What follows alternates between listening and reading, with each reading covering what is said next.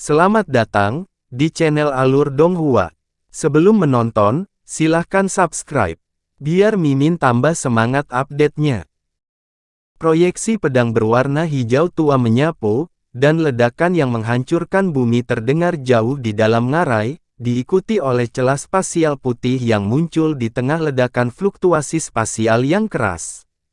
Han Li membuat segel tangan, dan bahtera hitam itu menyusut menjadi bola cahaya hitam sebelum menghilang ke dalam tubuhnya. Setelah itu dia dan Taois Xie terbang ke celah spasial di bawah. Segera setelah itu, keretakan itu perlahan menutup dengan sendirinya, dan semuanya kembali normal. Beberapa saat kemudian, fluktuasi spasial meletus di udara di atas tempat bahtera hitam baru saja berada, dan bunga teratai emas besar muncul, di atasnya berdiri seorang pria dan seorang wanita. Keduanya tidak lain adalah patriark jahat, Nipan dan Bao Hua, dan yang pertama memiliki penampilan yang agak sakit-sakitan. Sepertinya dia benar-benar hanya datang ke alam suci kita untuk harta karun yang diceritakan Yuan Yan kepada kita. Namun, celah spasial itu sepertinya tidak mengarah kembali ke alam roh, itu seharusnya membawanya ke alam mohe. Itu alam jauh lebih kuat dari alam suci kita. Aku bertanya-tanya mengapa dia pergi ke sana, renung Nipan dengan suara yang sedikit serak. Itu tidak masalah selama dia tidak berlama-lama di alam suci kita. Kalau tidak, dengan keberadaan yang sangat kuat di sekitar kita, tidak mungkin kita bisa fokus pada kultivasi kita, jawab Bao Hua. Itu benar. Omong-omong, aku bertanya-tanya apakah berita yang kami terima dari alam roh benar.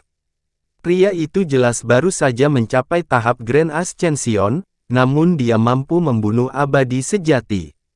Memang, abadi sejati itu adalah dibatasi oleh kekuatan alam, tapi ini masih merupakan prestasi yang luar biasa, kata Nipan dengan ekspresi serius. Saya yakin tidak akan ada kesalahan seputar informasi yang begitu penting. Saya mendengar bahwa dia hanya mampu membunuh makhluk abadi itu setelah dia terluka parah oleh banyak makhluk kuat lainnya dari alam roh, Bao Hua jawab. Meski begitu, itu masih merupakan bukti kekuatannya. Semakin kuat seseorang, semakin banyak kartu truf penyelamat nyawa yang mereka miliki.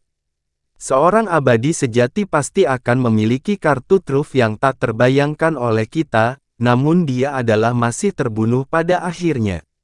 Selain itu, saya mendengar bahwa Han Li telah memperoleh beberapa pil jiwa sejati dari makhluk abadi itu. Jika bukan karena pil jiwa sejati tidak berguna bagi makhluk jahat seperti kita, saya akan tergoda untuk menjatuhkannya dengan segala cara, renung Nipan. Tentu saja. Jika itu adalah pil iblis sejati yang dimilikinya, maka tidak mungkin kita membiarkannya meninggalkan alam suci kita dengan begitu mudah. Kalau dipikir-pikir, kamu tidak jauh dari kesengsaraan kenaikanmu, kan?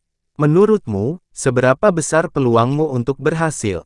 Tanya Bao Hua. Dengan kekuatan Holy Nirvana fisik saya, mungkin saya akan memiliki peluang sampai 20% untuk berhasil seandainya saya tidak terluka parah dalam pertempuran melawan Ratus Temborer. Meskipun saya telah pulih sepenuhnya dari cedera saya, terlalu banyak kekuatan esensial saya telah dikeluarkan, jadi peluang saya menyusut hingga mendekati nol, desah Nipan dengan sedih. Jangan terlalu pesimis, Broter Nipan. Holy Nirvana fisik Anda adalah salah satu dari 3 metode penyempurnaan tubuh teratas di semua alam, jadi bukan tidak mungkin itu bisa membantu Anda mengatasi kesusahan kenaikan Anda. Omong-omong, Han Li tampaknya telah mengolah fisik Nirvana suci juga. Fisik Nirvana suci miliknya sedikit berbeda dari milikmu, tetapi tidak salah lagi fakta bahwa itu adalah seni kultivasi yang sama. Aku bertanya-tanya bagaimana dia bisa mencapai fisik ini, kata Bao Hua dengan kebingungan. Fisik suci Nirvana berasal dari seni iblis yang paling dasar, dan seni kultivasi iblis lazim di semua alam, jadi tidak mengherankan jika orang lain dapat menemukan cara untuk mencapai fisik. Namun, hampir tidak mungkin untuk benar-benar mencapainya, fisik dari perspektif praktis. Saya hanya bisa berhasil karena serangkaian banyak peluang. Jika saya harus melakukan semuanya lagi, saya tidak yakin saya akan bisa.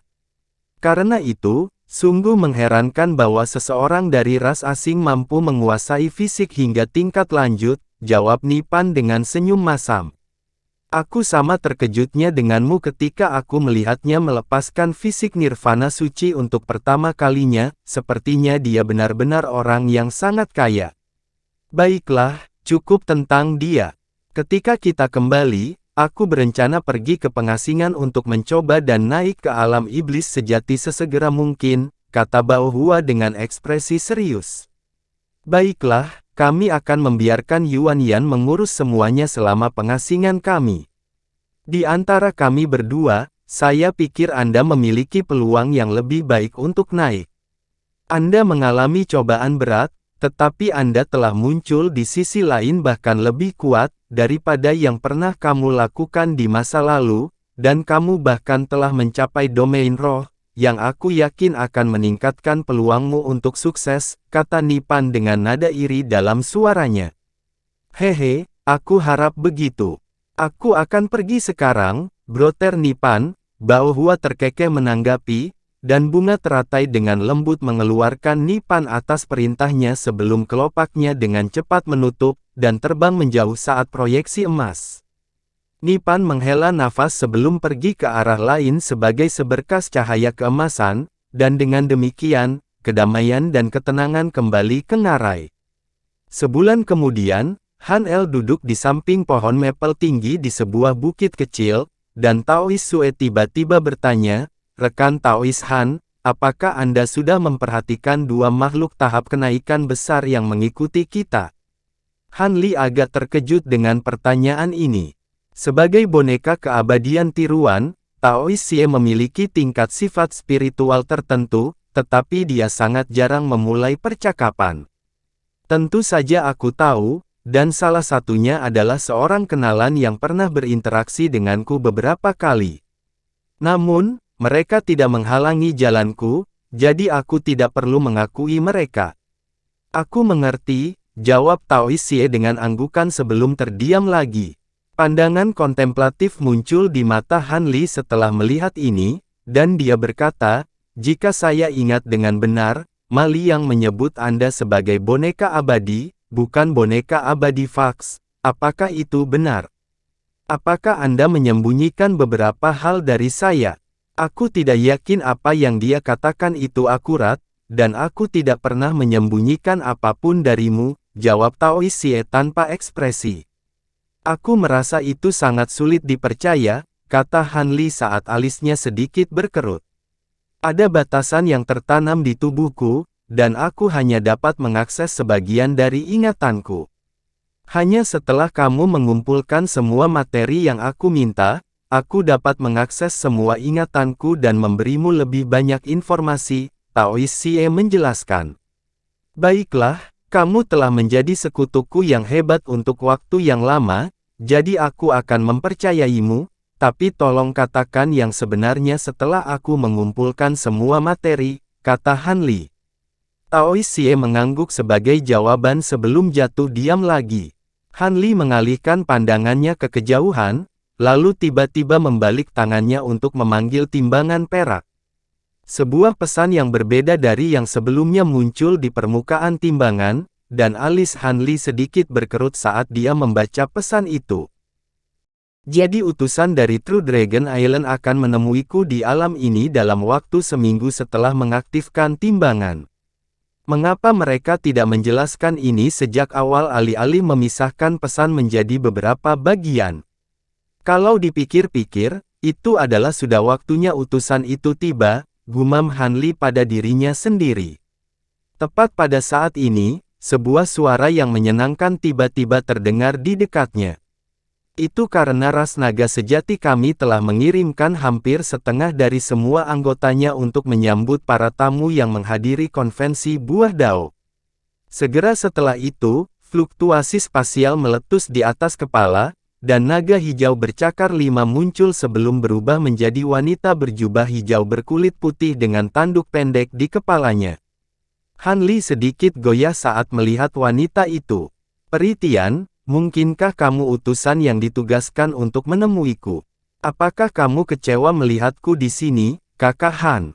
Tian Feier bertanya dengan senyum tipis. Hehe, tentu saja tidak, hanya saja kamu telah memberitahuku bahwa kamu adalah salah satu pengawas konvensi buah Dao, jadi aku tidak berpikir bahwa kamu akan menyapa tamu secara langsung, jawab Han Li sambil menangkup tinjunya memberi hormat. Kami pengawas hanyalah petugas yang dimuliakan. Perlombaan naga sejati kami selalu memiliki populasi yang sangat kecil, jadi semua pengawas juga memiliki tugas utusan yang tumpang tindih, jawab Tian Feier sambil mengerutkan bibirnya.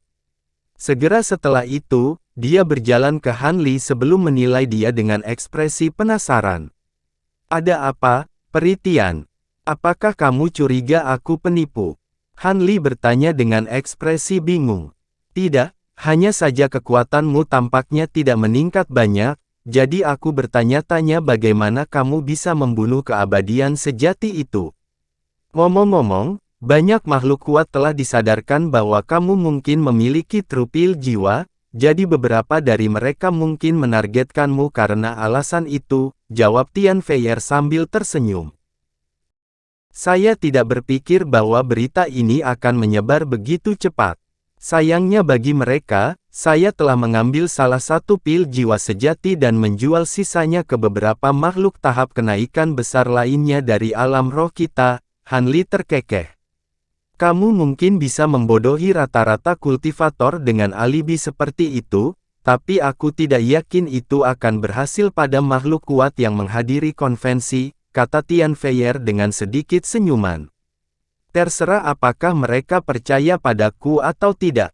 Jika beberapa dari mereka berani mencoba dan menargetkanku, maka aku akan memastikan memberi pelajaran yang baik, jawab Han Li dengan senyum. Alis Tian Feier sedikit berkerut setelah mendengar ini, tetapi senyumnya kemudian segera kembali saat dia berkata, hehe, sepertinya kamu sudah diperlengkapi dengan baik untuk menghadapi situasi ini. Ngomong-ngomong, Penatua Jin dari ras naga sejati kita telah mendengar tentang pil jiwa sejati, dan dia ingin bertemu denganmu secara pribadi. Ekspresi Han Li sedikit berubah setelah mendengar ini. Penatua Jin, apa maksudmu tetua naga emas yang terkenal sebagai makhluk terkuat di rasmu? Tidak perlu khawatir, rekan Daois. Konvensi buah Dao selalu menjadi kesempatan yang baik bagi makhluk yang kuat untuk bertukar harta. Penatua Jin sangat tertarik dengan pil jiwa sejati, tetapi dia tidak akan memaksakan transaksi. Jika Anda tidak ingin memperdagangkan sisa pil jiwa sejati Anda, maka Anda tidak perlu melakukannya, kata Tian Feier. Itu sangat murah hati Penatua Jin. Sayangnya, pil jiwa sejati ini sangat penting untuk kesengsaraan kenaikan saya, jadi bahkan jika saya memiliki beberapa cadangan, saya tidak punya niat untuk memperdagangkannya, kata Han Li menggelengkan kepalanya.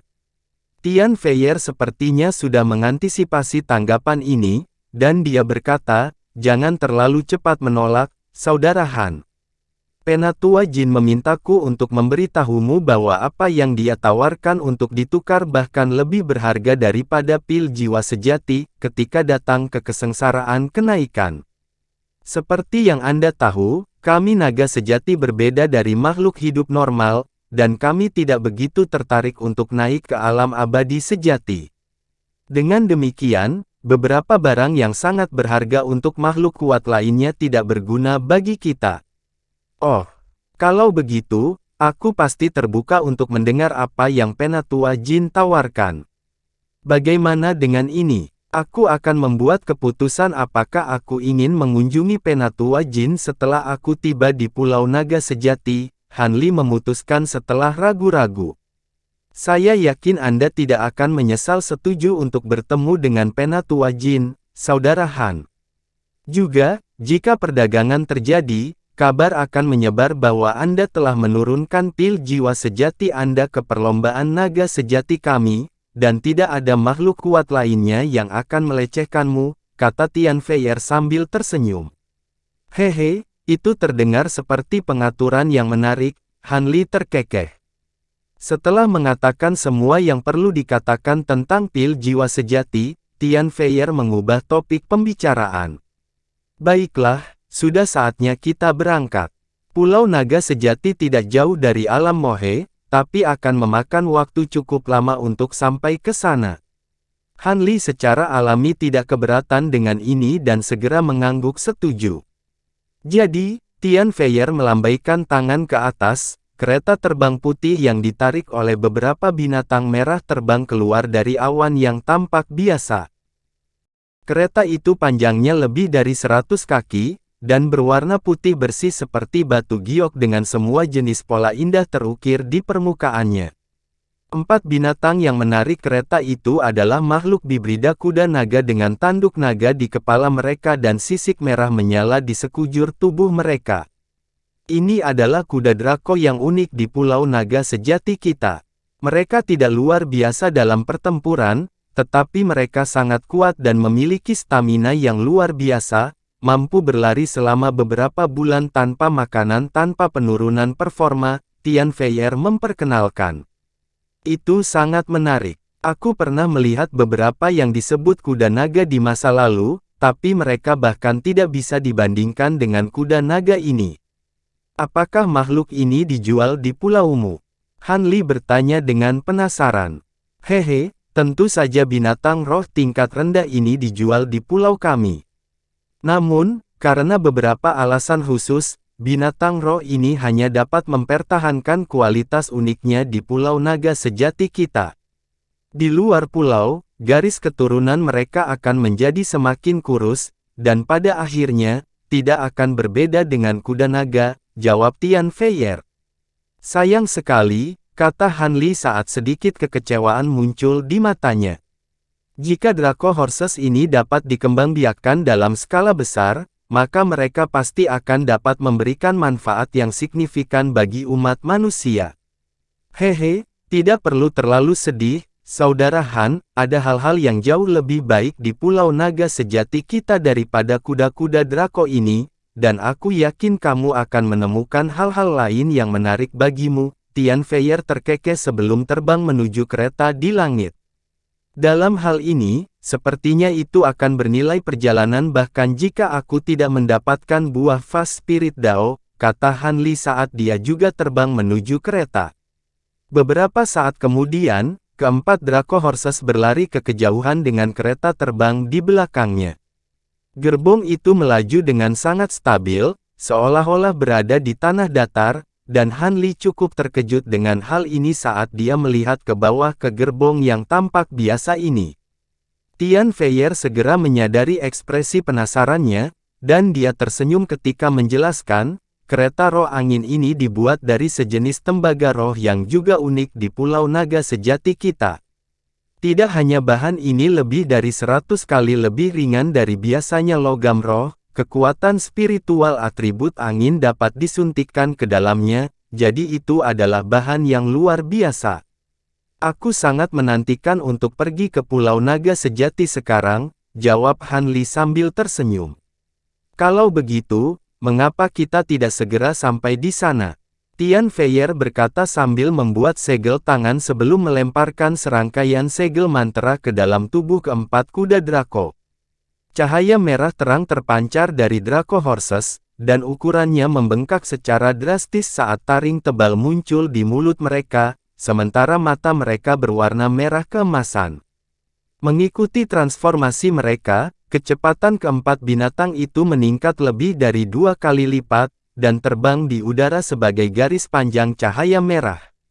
Beberapa bulan kemudian, Han Li muncul dari aula raksasa yang tergantung di langit berbintang tak terbatas di samping Tian Feier dan tiba di sebuah alun-alun di luar.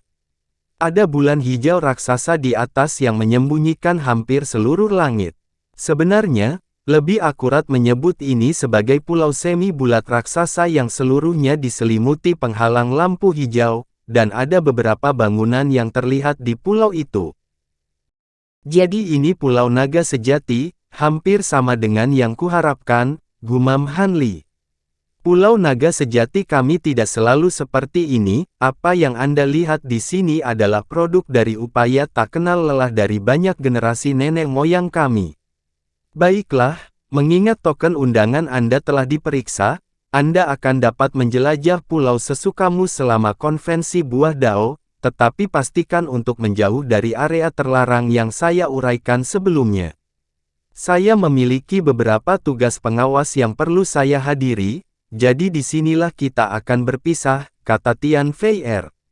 Terima kasih telah membawaku jauh-jauh ke sini, Peri Tian, silakan dan lakukan apapun yang perlu kamu lakukan, jawab Han Li. Alih-alih segera pergi, sedikit senyum muncul di wajah Tian Fei, dan dia bertanya, sebelum saya pergi, apakah tidak ada yang ingin Anda katakan kepada saya? Oh. Apakah ada sesuatu yang harus kukatakan padamu? Han Li bertanya. Sepertinya aku harus mengangkat masalah ini sendiri. Aku berjanji padamu di masa lalu, dan aku menyampaikannya sekarang.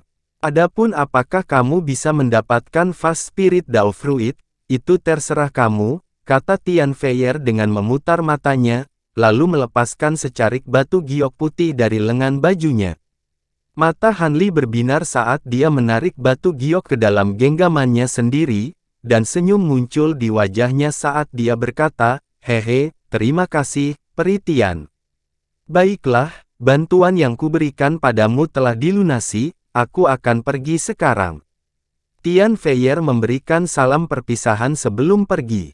Setelah kepergiannya, Han Li menyimpan slip batu giok sebelum menuju formasi teleportasi putih yang terletak di sudut alun-alun. Formasi itu benar-benar tanpa pengawasan, tetapi begitu Han Li melangkah ke dalamnya, sebuah plakat batu setinggi sekitar 10 kaki muncul dari tanah dengan lekukan ovular di permukaannya. Han Li mengayunkan selongsong ke udara, dan seberkas cahaya perak melesat sebelum masuk ke lekukan dalam sekejap.